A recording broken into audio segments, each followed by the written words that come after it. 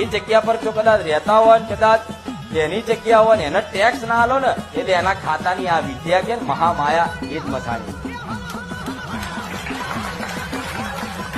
અને મહારાજ ને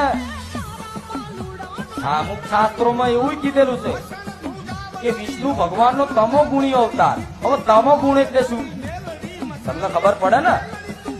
સત્વ રજ ને તમ ગુણ આવે, 3 ગુણની પૃથ્વી બનેલી. જે તમો ગુણ છે એ તમોગુણી વ્યક્તિ હોય ને એની અંદર કામ, ક્રોધ, ઈર્ષા, વેર ઝેર આ બધું હોય.